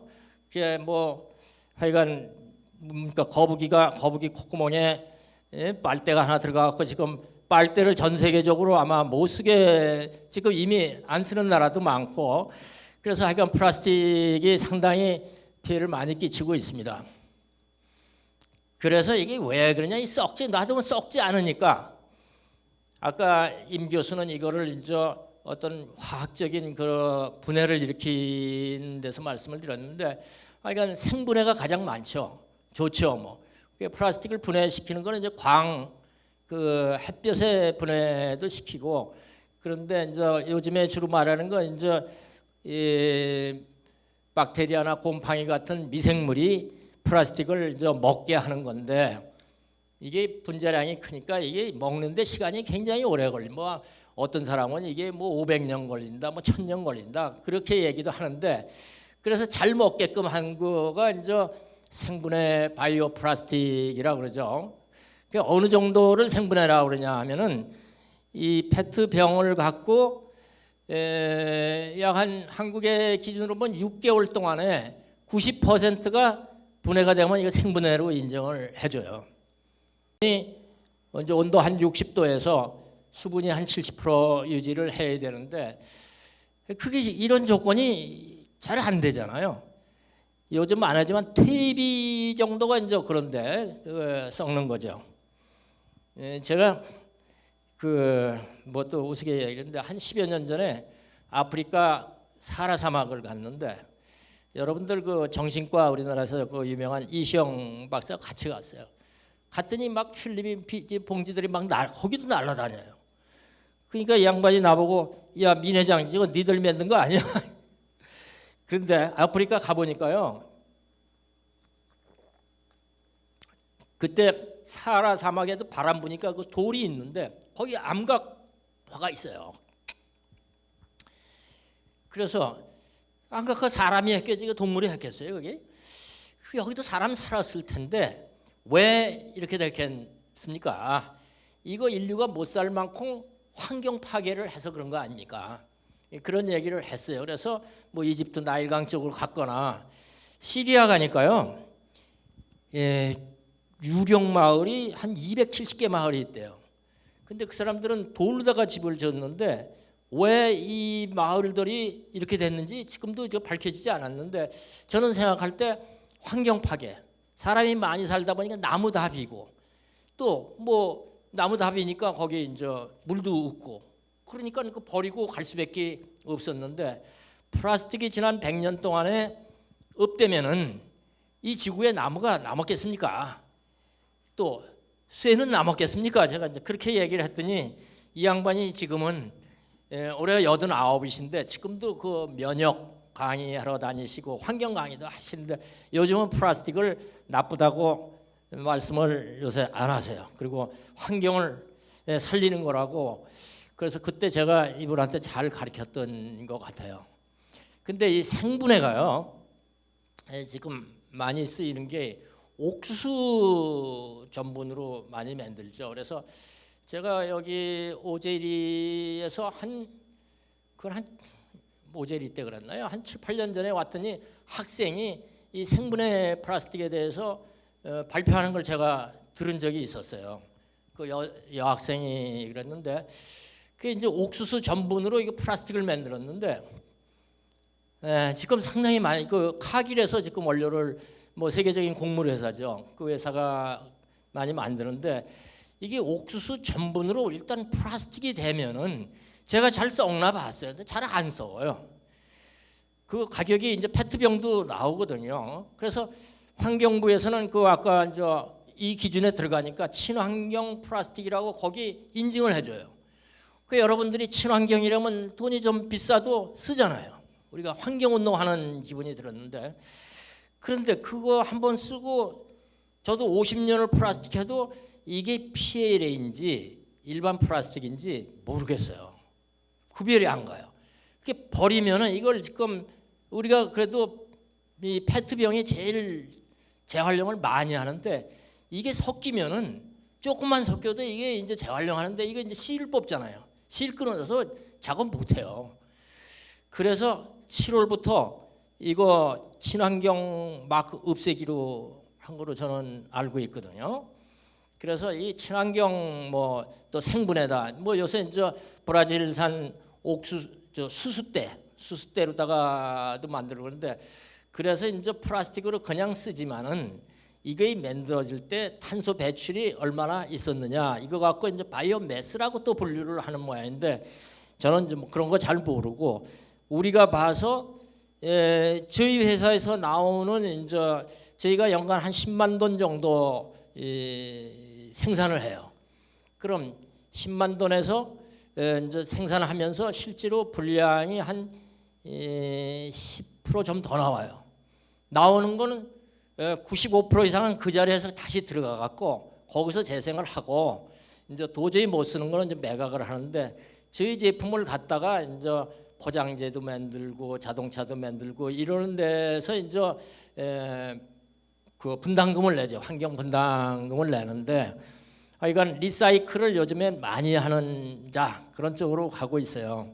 지금 생분해 플라스틱이 올해 한 100만 돈 정도 전 세계적으로 생산이 되고 있다니까, 이게 이제 이 PLA가 제일 많을 거예요. 그 외에 뭐 다른 것도 옥수수로도 하고 뭐 수수로도 사탕수수 뭐 그런 것도 하고 그렇기는 하는데, 현재로 봐서는 재활용을 하는데 이게 그것만 따로 모아갖고 따로 재생을 하거나 아니면 이제 땅에다 묻거나 이제 그렇게 하면은 재활용이 되는데요. 그게 어떤 데서 이 플라스틱이 이제 썩지 않으니까, 썩지 않죠. 땅에다가 묻으면은 뭐 500년이 가도 안 썩는다니까. 그러면 우리가 여기서 먹는 빵, 여러분 제가 오늘 빵 조금 준비했으니 가실 때 한 봉지씩 가져가세요. 빵 한 10m 땅속에다 묻어놓고 10년 있다가 보세요. 그대로 있잖아요. 종이도 안 썩고, 안 썩어요. 이게 뭐 산소 차단이 되면 안 썩잖아요. 제가 플라스틱 장사를 하니까, 근데 길거리에 있으면은 종이도 안 썩잖아요. 플라스틱도 안 썩고, 이게 날려서 물에 들어가면 종이가 썩어서 물을 오염시키는데, 플라스틱은 물에 들어가도 안 썩잖아요. 이걸 수거해서 재생을 하면은 종이도 재생이 가능하고 플라스틱도 재생이 가능한데 플라스틱은 리사이클하는 비용이 비싸고 또 뭐 종이도 재생을 하면은 좀 그 품질이 떨어지겠습니다. 플라스틱은 더 이제 떨어지는. 그래서 종이 만들 때 플라스틱 만들 때보다도 더 에너지 소모도 많고 배출되는 물도 많이 나오고 문제는 종이 만들 때 나무를 자르는 거 아니겠습니까? 저는 그래서 플라스틱을 좀 자꾸 그런 분들한테 제 의견을 주지시키는데 잘 여러분들은 이해를 하는가 모르겠어요. 나중에 이해가 안 가면 저한테 물어보도록 하시죠. 뭐 바로 이렇습니다. 이 플라스틱이 또 수거해서 뭐 땅에 묻건 뭐 재활용을 하고 그러는데 이게 이제 놔두면 쓸려 내려가서 바다에 우리나라 면적의 남한 면적의 뭐 7배 정도가 지금 5대 양의 이 플라스틱 섬이 있다라고 그러죠. 그리고 고기가 이거 뭡니까 우무가살인가 그거 이제 알고 먹잖아요. 그래서 플라스틱을 이런 거를 해결해야 되는데 이거 고기한테 이거 먹는 게 아니라고 가르쳐 주는 게 오히려 더 쉽겠다. 우리가 환경운동 하는 것보다 제가 그런 얘기를 하는 거예요. 아까 임 박사가 조금 얘기를 했는데 이게 이제 의성에 플라스틱 산이 생겼는데 그냥 돈 받고 갖다 버린 거 아니에요. 그리고 도망갔으니까 이걸 미국의 CNN 방송이 그걸 이제 촬영을 해갖고 CNN에 나왔어요. 나와서 이게 이제 2019년도 얘기일 거예요. 이걸 어떻게 뭐 20만 돈 정도 했는데 어떻게 처리를 하겠어요? 그래서 이거를 이제 처리 뭐 답답하니까 세멘트 협회에다가 의뢰를 했어요. 한번 좀 그거 제가 세멘트 협회다 이래서 세멘트 협회에서 51% 정도는 연료로 썼고 그 소송로에서 이제 돌을 녹이는데 썼고 나머지는 이제 소각장에 가서 나무라든가 뭐 이런 잘 열량이 안 나는 거 그런 것들은 소각장으로 하고 나머지 이제 묻었죠. 그래서 지금 의성 쓰레기산은 다 해결이 된 거로 알고 있는데 우리나라에 그와 같은 게 한 250개 정도가 불법 매립장들이 있대요. 그러니까 전국적으로 또 제가 어렸을 때 지금도 그래요. 우리나라 쓰레기 매립장들이 많이 있는데 이거를 이제 저지대나 이런 데다가 밑에다가 시트를 깔고 이제 쓰레기 뭐 플라스틱만 있는 건 아니니까 쓰레기 버리고 또 그 위에 흙 덮고 버리고 해서 나중에는 덮어서 지금 난지도 같은 거를 만드는 거예요. 난지도에 제가 한 3주 전에 거길 가봤어요. 처음 가봤는데 이야 거기가 골프장으로 했다가 이제 그 골프장을 못하게 하니까 조각공원을 만들었는데 안 가보신 분들은 거기 한번 가보세요. 거기에 그 뭐 이 가족들 오고 텐트 치고 놀 골프장은 지금 안 하니까 근데 그 밑에는 참 수십 년간 서울 시내 쓰레기를 거기다가 이제 버리고 덮어서 그렇게 아름답게 만들었죠. 제 얘기입니다만은 그게 80년대 중반쯤 전두환 대통령 시절인데요. 그거 만들 때 거기 쓰레기를 소각하는 거로 만들었어요. 그래서 현대건설에서 거기 소각장을 만들었는데 제가 이것도 친환경이에요. 이 플라스틱이 태울 때 문제가 잘 안 타잖아요. 시커먼 연기가 나오고. 그래서 이걸 잘 타게 하는 방법, 불완전 연소가 되니까 일본에 가보니까 탄산칼슘을 한 40% 넣어갖고 필름을 뽑더라고요. 그러니까 이 탄산가스로 날아가고 CaO가 돼갖고 재가 남아요. 그래서 그거를 제가 상당히 쉽지 않았어요. 그 돌가루를 코팅을 해서 원료하고 섞어서 얇은 0.03mm 정도 필름을 뽑으니까 잘 타요. 그래서 제가 쓰레기 서울시 청사과장한테 가서 그걸 이제 처음에는 되는 거로 해서 돈도 꽤 드렸는데 이걸 안 태우겠다 이거예요. 그럼 나는 어떻게 하느냐 했더니 그 봉지만 쓰레기 봉투만 친환경이 뭐 합니까? 속이 그 안 타는데 그래갖고 지금은 난지도가 안 태우죠. 거기 가스들이 나오니까 메탄가스 그런 게 나오는 거를 처리하는 거로 알고 있는데요. 얘기가 좀 잠깐 다른 쪽으로 갔었습니다. 그래서 이제 플라스틱이 하여간 나쁘니까 안 쓰면 되는데 줄이자. 그래서 뭐 재활용하는 거에 대해서 재활용 리사이클에서는 이제 에너지 회수에 대해서 오늘 조금 말씀을 드리려고 그러는 거죠.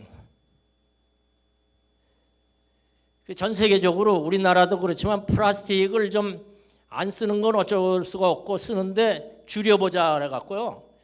우리나라도 올 1월부터 빨대, 면봉, 이건 이유라고 우리나라가 올해 22년까지 일회용 컵이나 비닐봉투 사용량을 35% 감량을 하고 그 컵, 일회용 컵에다가 300원씩 그 데포짓 하는 거 하기로 됐다가 6월부터 실행하기로 했다가 지난주인가요? 그 연말로 이제 6개월 연장을 했죠. 그 사실 컵 하나 만드는데 100원이면 만들거든요. 근데 그거 이제 뭐 요즘에 들고 나오는 게 전부 뭐 냉커피 하나씩 들고 나오는데 그거 나올 때 컵값 300원을 그 보증금을 걸고 나와야 돼 있는 거예요. 그래서 그게 그 바코드가 거기 바코드가 돼 있어 갖고 그게 이제 한 번 재활용이야, 두 번 재활용. 그럼 갔다가 먹고 반납하면 그거 닦는 회사에서 닦아 갖고 소독해서 다시 가져오는데 그 돈이 내가 듣기로는 300원이 또 들어간대요. 그러니까 돈 받아봐야 그거 관리하는 비용이 안 나오는 거예요. 그래서 환경부에서 이거를 갑자기 6개월 사용 기간을 연장했다라고 그러는데 하여간 이거 보면 무시무시하게 하는데 올해 이거를 과연 될지 또 해외에서도 일부는 진행을 하는데 중국도 역시 마찬가지고 플라스틱을 이건 적게 쓰거나 리사이클력을 높이려고 정부가 이렇게 하고 있죠. 그러니까 뭐 쓰레기를 처리하는 게 태워서 버리는 거, 또 땅에다 묻는 거. 여태까지 주로 땅에 묻었었는데 요즘 이제 못 묻게 하죠. 그래서 리사이클 재이용을 지금 강조하고 우리나라에서 이렇게 7가지로 나온 거는 외국에서 ISO 기준에 이렇게 돼 있으니까 이걸 우리나라 그냥 똑같은 건데 번역으로 해서 의무적으로 이걸 붙이게 했거든요. 근데 이거 환경부가 그러는데 사실 이게 잘 진행되는지 저도 잘 모르겠어요. 저도 모르는 거니까 일반 사람들 뭐 모르겠죠. 그래서 소각하는 거는 우리나라에 이제 소각장이 한 600여 개 소각장이 있어요. 근데 그 소각 온도가 850도에서 한 1000도 정도의 소각을 하는데 이게 잘하는 대로 못다 타져서 이 시커먼 연기도 나오고 거기 다이옥신도 나오고 그런 거니까 굉장히 시끄럽죠. 뭐.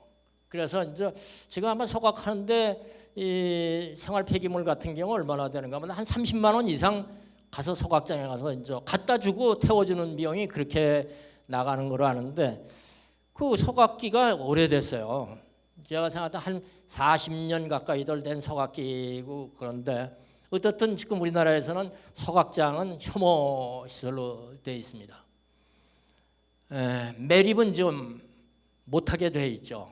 근데 뭐 방법이 없으니 근데 미국이나 이런 데는 지금도 대부분 매립을 하고 있어요. 일본도 지금 지진도 많고 그래서 매립을 지금 가능한 한 안 하고 우리나라도 지금 뭐 매립을 이제 거의 줄이려고 그러는데 어쩔 수 없는 거. 지금 인천 그 매립장이 25년까지인가요? 그 매립장에 지금 갔다가 뭐 잡탕들 다 갖다 매립을 하는데 인천에서 안 받겠다는데 이거 어디 갈지 아직까지 뭐 방향이 결정된 건 없는 것 같습니다. 그래서 이걸 이제 재이용하는데 뭐 리유스하면 말할 것도 없겠지만 리사이클해서 이 물질로 그냥 다시 물질로 해서 물리적인 회수가 그냥 부셔서 녹여갖고 다시 하는 방법.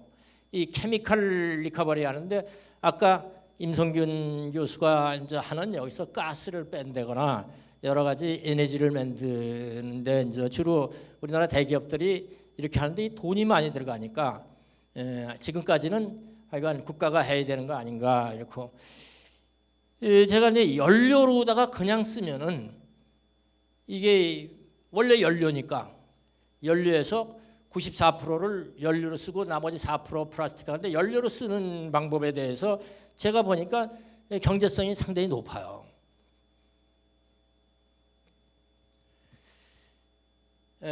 이게 뭐 리사이클 하는데 플라스틱은 하도 종류가 많으니까 이게 섞이면은 물성이 잘 안 나와요.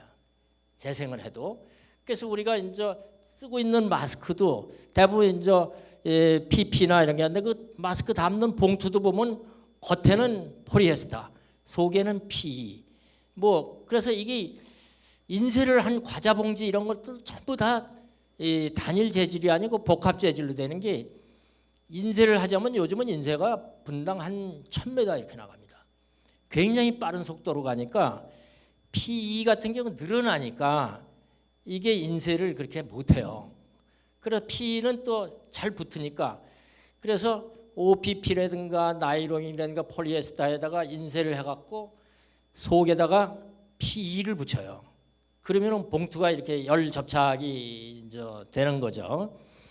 그래요. 그러면 PE로다가 인쇄하면 되는데 PE는 아직까지 이축연신이 이제 안 되는 거로 돼 있었는데 몇 년 전에 그 독일의 이제 브루크라는 회사가 그거를 만들어 갖고 지금 뭐 본격적으로 판매를 시작하는데 아직 제품 나온 거는 유럽에 뭐 이달부터 나오기 시작했어요. 한계가 있고 저희 회사가 이제 6월이면은 완료가 됩니다. 그래서 아마 7월부터는 제품이 나올 건데요.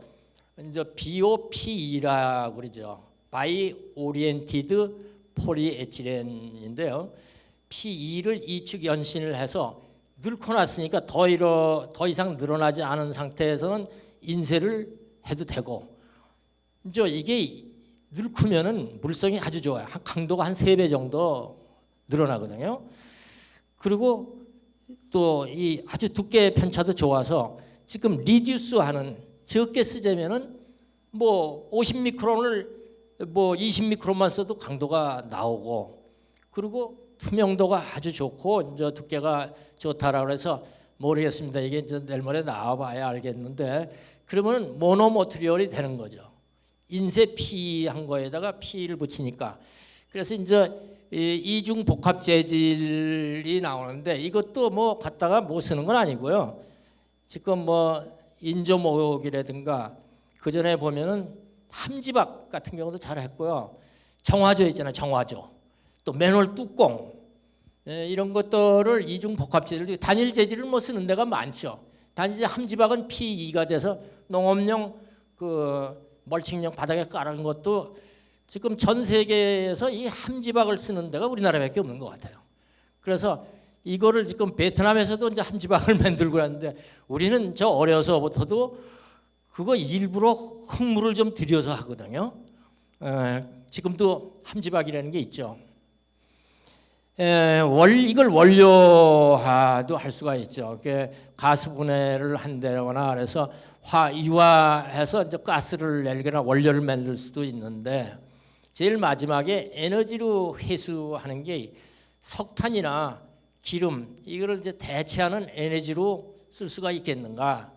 그래서 제철소나 세멘트 공장의 소광로, 뭐 제지사, 발전소 이런 데서 이거를 쓰면은 좋죠. 그런데 하여간 우리나라에서도 지금 일본에 보면은 동경에 30개의 열병합 발전소가 플라스틱 발전소래요. 그리고 그 아름답게 했기 때문에 24개 군가 동경에 뭐 25개인가 있는데 30개 열병합 발전소가 플라스틱을 떼고 있고 또 오사카도 그렇게 많다는데 우리나라도 대부분 서울에도 그렇고 열병합 발전소에 플라스틱을 뗄 수 있게끔 돼 있는데 이번에 그 나주에 그게 남동 발전에서 한 2천억 들여서 그 발전하는데 이 플라스틱 발전을 했는데 그걸 못하게 이제 뭐 다 합법적으로 했는데 못하게 했죠. 그래서 남동 발전이 소송을 해서 대법원에서 승소를 했어요. 근데 나주 시장이 그래도 우리는 시민들한테 물어봐야 된다. 시민들은 쓰레기, 플라스틱 쓰레기 떼서 발전한다 그러면 다 반대하죠. 서울도 역시 마찬가지로 그렇게 하고 있거든요. 그래서 이게 좀 하여간 지난번에 제가 강의를 하고 그 이만희 이제 전에 환경부 장관이 목동 사시는데 목동에 소각을 해요, 쓰레기를. 근데 발전은 지금 플라스틱을 안 떼우는데 거기 뭐 지나가는 거 보면 뭐 플라스틱 소각장 없애라고 막 써붙이고 그랬는데 거기서 소각해갖고 그 밑에서 아무리 재도 거기 뭐 찌꺼기 안 내려오거든요. 그게 소각하는데 유해가스가 나오거나 그러면 환경부에서도 그렇고 시끄럽죠. 근데 그거보다는 동네에 쓰레기를 태운다니까 아마 집값이 떨어질까 봐 그런 거 아닌가 이런 생각을 합니다. 그 플라스틱이 이게 이제 가져오면은 이 물리적 처리하는 것도 전 처리해야 되는데 돈이 많이 나가요. 이게 페트병 같은 경우 저도 공장에 가서 보고 그래갖고 깨끗이 닦아서 이제 녹여갖고 성형해서 이제 냉각. 이 플라스틱은 뭐 이 과정으로 다 이제 끝나는 거죠. 이런 제품들을 만들어요. 건축자재라든가. 이게 이제 페트병인데요. 우리가 페트병들 뭐 이 라벨도 띄고 어떤 경우는 이제 뚜껑도 분리해서 하고 지금 가장 많이 사용이 되고 있습니다.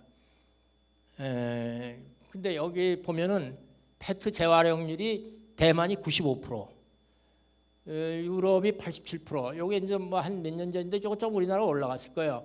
우리나라에 한 60% 정도밖에 안 된다니 여러분들이 그렇게 열심히 분리수거를 했는데도 실제로 저렇게밖에 안 되는 거예요. 이거 제가 동영상을 준비했는데 이거 안 나왔는데 거기에 제가 페트 재활용 재생하는 공장을 갔었거든요. 요게요 30단계 정도 과정을 거쳐요. 그러니까 돈이 다 들어가잖아요. 이게 부셔서 우선 칼라 분류하고 이제 라벨은 보통 이제 PP나 PP 정도가 되고 그러니까 그 비중이 이제 약하니까 뜨죠 물어요. 뚜껑도 이제 P2니까 그렇게 해서 세척을 해갖고 부셔갖고 이제 띄우는데 실제로 이런 섬유를 하자면은 긴 실을 뽑아야 되는데 이게 거기 라벨에 본드가 붙어 있어요. 그게 잘 안 지워지는 거예요. 그래서 우리나라가 이게 이제 섬유 같은 경우 섬유 회사 그 블랙야크에 그지 이제 강태선 회장이 제가 뭐 가까운 친구가 돼서 또 그 광고를 우리 회사에서는 이 재생으로 만들었다라고 그러는데 제가 그 최열 이사장하고 패널로 가서 그게 품질이 더 좋습니까? 또 가격이 쌉니까?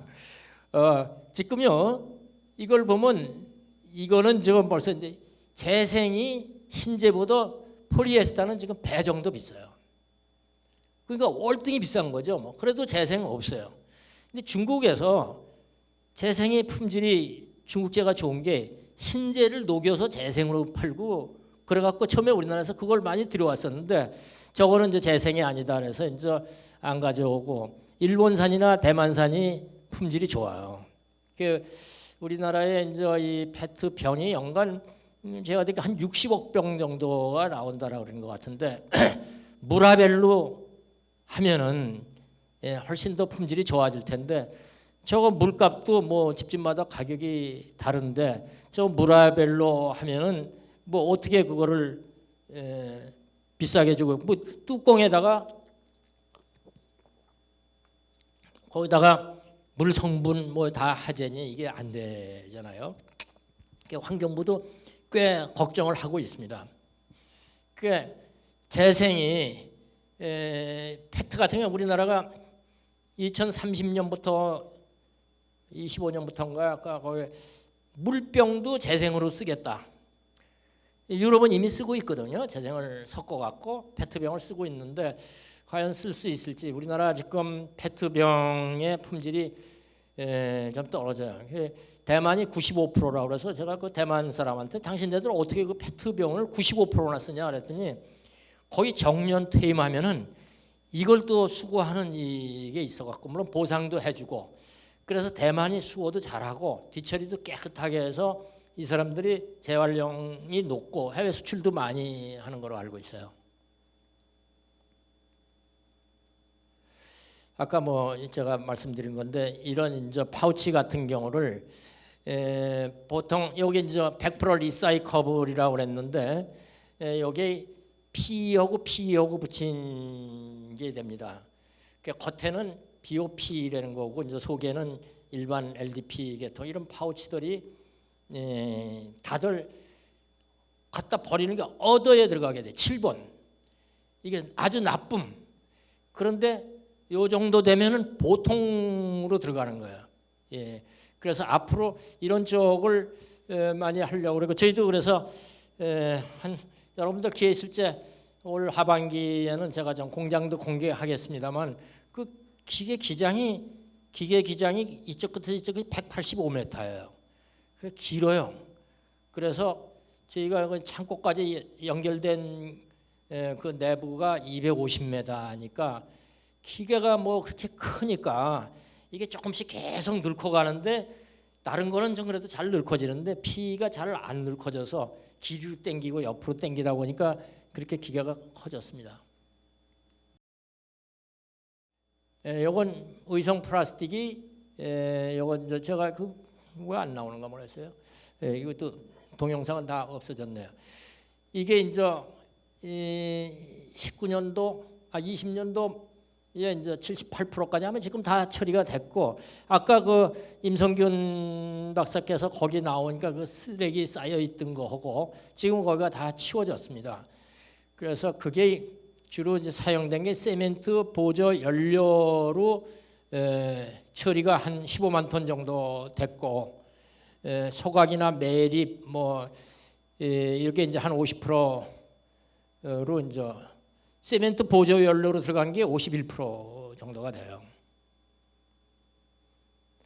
이것도 동영상이 안 나오네요. 이게 이제 뭐냐면 제가 이 산표 세멘트를 갔더니 자기네 광고용으로 만든 건데 그러니까 세멘트 소속로는 온도를 2000도 정도로 올리거든요. 그럼 2000도로 올리면은 모든 물질이 완전 분해가 돼서 산소, 뭐 수소, 질소가스 이렇게 이제 날아가죠. 날아가고 타이어, 여러분들 그 타이어 같은 경우 지금 없잖아요. 폐타이어. 폐타이어는 때울 때 그냥 뭐 시커먼 연기가 그렇게 이제 많이 나오고 그랬는데 그게 제일 골치 아팠었는데 지금 오히려 뭐 수입한다 그런 얘기가 있을 정도거든요. 이 폐타이어 또 철사가 많아요 거기. 그런데 세멘트 회사 가보니까 세멘트에는 적당한 양의 철이 들어가야 또 강도가 나온대요. 그러니까 저거 폐타이어 들어가면은 세멘트 회사는 이거 뭐 일거삼득이 되는 거고요. 여기 내가 넣은 것 같은데 보통 석탄이 키로당 한 6,000칼로리 정도 나온다는데 올레핀 계통은 한 11,000칼로리 정도 나와요. 그리고 그냥 자플라스틱도 한 8,000칼로리 정도 나오거든요. 그래서 석탄보다 이게 훨씬 더 열량이 플라스틱이 높아요. 작년도 같은 경우 보니까 우리나라에 플라스틱 폐기물 처리 회사가 많이 있는데 쌍용 세멘트가 대형 플라스틱 수집소 9개 인수했어요. 근데 올해 또 한 5개 더 인수한다라고 그러더라고요. 안정적인 이 사람들이 지금 한 톤에 6만 원씩 돈을 받고 받아요. 원료를. 지금 요새 그 저거가 석탄이 얼마나 많이 올랐어요. 뭐 기름값은 말할 것도 없고 그래서 석탄을 대신에 지금 올해 아마 쌍용 세멘트는 한 40%까지 대체할 거예요. 대체 연료를. 그렇게 해서 올해 세멘트 회사에서만 쓰는 게 220만 톤 정도의 폐플라스틱을 씁니다. 우리나라 나오는 게 지금 400만 톤 뭐 이내거든요. 그럼 반 이상을 세멘트 회사에서만 쓰는데 이게 돼요? 한번 볼까요? 우리 곁에도 오랫동안 쇳덩구리 역할을 해온 산업이 있습니다. 지금 둥글게 돌아가는 이것은 시멘트 공장에서 가장 중요한 장치인 소성로입니다. 이곳의 최대 온도는 무려 섭씨 2000도나 됩니다. 이 소성로에서 시멘트의 반제품인 클링커가 만들어집니다. 이런 엄청난 화력은 어떻게 만들어질까요? 폐타이어, 페트병, 플라스틱 등이 중요한 연료로 사용됩니다. 특히 2000도가 넘는 발암물질을 포함한 대부분의 유해 성분들이 연소됩니다. 이처럼 과학적으로 검증된 데이터와 특별한 기술력으로 안전한 시멘트가 만들어지고 있습니다. 바다를 오염시키는 해양 쓰레기들도 시멘트 산업을 통해서라면 해결할 수 있지 않을까요? 시멘트 산업이 없었다면 우리나라는 폐기물 처리 시설 부족으로 심각한 쓰레기 대란 위기를 겪고 있을 것입니다. 유럽 여러 나라에서는 이미 오래전부터 우리나라보다 훨씬 더 다양한 종류의 폐기물을 시멘트 대체 연료로 활용하고 있습니다. 실제로 시멘트 공장에서 재활용하는 순환자원의 사용량은 매년 증가하고 있습니다. 발전소와 제철소에서 발생하는 석탄재, 슬래그 등이 시멘트의 부원료로 재탄생하게 됩니다. 이곳은 골재를 생산하는 석산입니다. 골재는 시멘트와 함께 콘크리트의 중요한 원료인데요. 콘크리트 작품들을 감상하셨으니 커피 한 잔 어떠세요?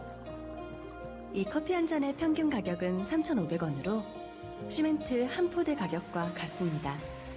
시멘트 가격이 너무 싸서 놀라셨죠? 뭐 요새 조금 올랐을 거예요. 시멘트 값 조금 올랐다니까. 근데 저 40kg거든요. 그 시멘트 한 포가 40kg. 저는 요새 들지도 못하겠는데 그 종이값만 해도 한 500원 나가지 않을까 그런 거예요. 시멘트는 돈 들어가는 게 없더라고요. 그 돌은 그냥 자기네 그냥 깨서 산 깨서 들어오고 포스코 그런 데서 그 슬러지 그거 녹이더라고요. 그리고 이제 연료인데 연료에서 폐타이어나 플라스틱이 지금 현재 우리나라가 아마 올해 전체로 보면은 한 30% 조금 더 쓸 거예요. 근데 독일이나 여기 그 자료가 나오나? 안 나오네. 여기 그 열량이 나오죠.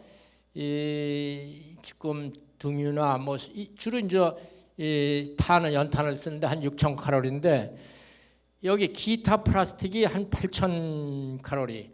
여기 이제 폴리에틸렌이나 프로필렌이 10,000 칼로리 이상 되니까 상당히 좋은 연료죠. 근데 시멘트 회사에서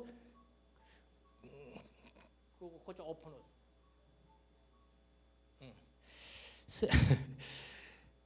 시멘트 회사에서 이거 광고 잘 못해요. 쓰레기로 뭐 시멘트 만든다 이런 얘기가 나올 수도 있고, 근데 하여간 커피 한 잔 값도 안 되게 해도요.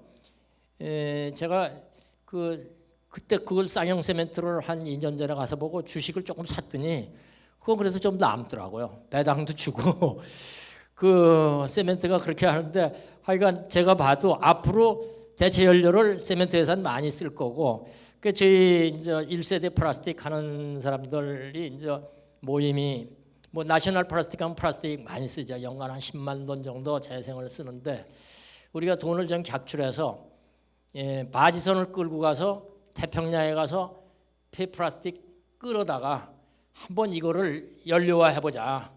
그랬을 때 이게 되면은 우리나라가 한 전체 지금은 더 될 거예요. 그 수입의 한 40% 가까이가 에너지거든요.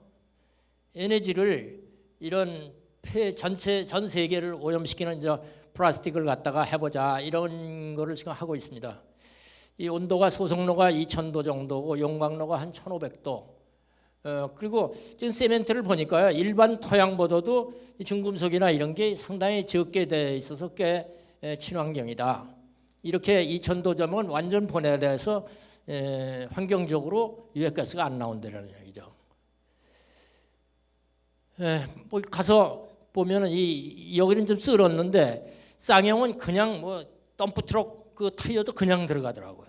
여기는 이렇게 쓸어서 들어가고 플라스틱을 이렇게 1500도 이상으로 하고 있죠.